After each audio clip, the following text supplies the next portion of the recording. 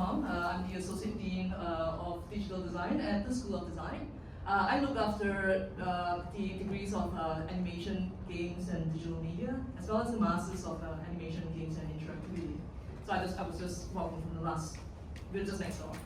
So today my topic is going to be about design for culture, and I think it was a really good transition from Dominic's presentation about adopting, about like how do we actually make this work, how do we make sure that the laggards actually catch up and all of that. I want to pare it back a little bit and then just talk about the users, that is our students. Now, I'm framing it as like designing is for culture when technology isn't the problem, but the experience is. So it's not just a pedagogical problem here, but it's also about people, and more specifically, it's about culture. I'm a digital designer, so my practice is user experience design. So I design and I work with interfaces, I work with screens, and more importantly, I work with users. So I lead system at scale because right now we're doing a massive curriculum architecture for all our 3 undergraduate degrees across both Australia as well as Vietnam. I have a master's in e-learning technologies. E-learning, you would know like how long ago that was. Like that word is quite obsolete by now. I have a PhD in serious games. And the reason I wanted to pursue those degrees is because I wanted to actually think about how users actually interact with systems and how could actually these systems actually augment their learning experience. Feedback, emotions, as well as collaboration. How do we actually augment that kind of learning experience? I taught and I studied in Malaysia at RMIT Vietnam. I was there for 8 years as a lecturer teaching digital media, and in RMIT now I'm teaching for 10 years, so 18 years in total at RMIT across both campuses, and I still work with them as well. Now the thing that I want to actually frame as well is that I'm not just an academic, I'm not just an educator, I'm not just a technologist, I'm not just a designer. That detail, the last Malaysia, Vietnam, Australia line is critically important because I actually bring the lived experience into the systems. I'm the person that what the systems that we're designing for.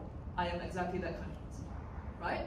So across the board, like the technology can always work. This is the best time, what a time to be alive. We have all these technologies available, AI, we have all these platforms, collaboration, online teams and all of that never existed when I was doing e-learning technologies. We're doing like an online kind of module. So technology can work, but the experience can still fail. So that's something I want everyone to have a bit of think about today as you actually work on the provocations, which is an amazing set of provocations, by the way. So when we think about experiential learning, we think about it in terms of pedagogy from a pedagogical lens, authentic learning, project-based learning, and all of that. But cultural differences changes how students actually experience learning. It is very different, and bear in mind as well, and as we all know, we have a lot of international students coming from very diverse cultural backgrounds, and I think oftentimes we are so focused on the platforms and technologies, on adoption as well, but I think like we need to think about the users, because I bring like this through a UX designer kind of lens. I'm always talking about experience, about making sure that we smooth out all the frictions around seamless, right? So students from Vietnam, for example, work with students from Vietnam. So students from Vietnam, they would hesitate to actually speak out in the classrooms. Students from China, silence would often mean respect to your teachers. In Australia, you are expected to be very critical, to actually challenge thoughts, to actually give feedback, to actually state opinions. Very different learners in our classroom. So it's not an interface issue, it is an experiential reality that everyone experiences very differently through the learning.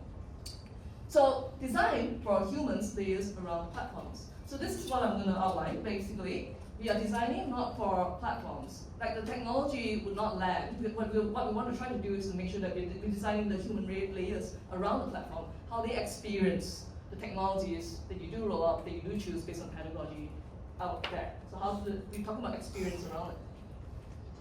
So I'll give an example. So a couple of semesters ago, I was teaching a UX design studio, user experience design studio, where the students are tasked to work collaboratively together in a studio pipeline environment. And we had the full suite of all of the digital stacks. So we have the Miro, I've got Figma out, I've got Adobe XD, I've got Discord, I've got Teams, the whole shebang. And then it was an amazing ecosystem, but then the experience actually failed because the students stayed quiet. They avoided critique. Feedback was very shallow. Some have dominated the conversations entirely, physically and digitally, and some have entirely withdrew. They went missing in action from the classrooms and online as well. They did not grow. Now, where the breakdown actually happened was because students actually, the platforms actually worked. They did exactly what they were meant to do. They created an amazing online collaboration space. But what happened was that the students did not experience the failure of the students' experience onto the platforms itself. So the students didn't grow. So what ended up happening was that the students, they brought their own assumptions. They brought their own assumptions on cultural differences, on power, on conflict. How do they actually manage conflict? They are not able to actually manage all of that. So we have the best technologies and all of the best platforms, but the tech actually doesn't, the experience around that, there was a breakdown from there. So it wasn't a very good experience for the students. So the tech doesn't actually erase culture, it actually magnifies it, and it's deeply problematic, right? So I think that culture is really deep and important question. And what we really need to think about, because we don't need better tools. We have amazing arsenal of better tools as it is, and even more that's coming out very quickly. It's hard to catch up at this point. What we do need, however, is better scaffolding around the experience of actually managing and using those tools in classrooms. And I think learning designers, all of you, you are in the best position to actually really be intentional about that. Not about the technology, not about the pedagogy, but about the users and how they experience the tools itself. So don't design features, what we want to consider is to design conditions. Conditions for the different kinds of students, and bear in mind on culture as well. So what we ended up doing was that, sorry, the slides are all messed up because it's the wrong slide that I sent through, but you get the idea. Just try to imagine the text are all correct. So platforms, the process, and presence of belonging. So what we ended up doing was to make sure that we are designing, or we are making sure that the experience around it, we take a very careful and considered position in actually addressing things such as protocols for feedback. How are you going to manage feedback? How are students going to actually provide feedback in that online and offline ecosystem in the classroom? Bearing in mind on cultural differences as well. Okay? Structuring team roles. If you are in a team working with other students from different places, okay, different culture, different, how are we going to play a role in that, active role, and make sure that everyone actually belongs and no one disappears in the classroom? Cultural translation as well. So be very explicit, be talking to them as well about, and really addressing and unpacking cultural differences. If someone is not communicating, why? What's the barrier here? Why are you not actually posting feedback online? Why are you not actually putting critique? Let's unpack this, let's talk. So we were very deliberate in the classroom in actually calling it out and then actually talking about it. And how can we actually work together? So, and then emotion, I think the last one is a really important one, is about emotional safety and trust as well.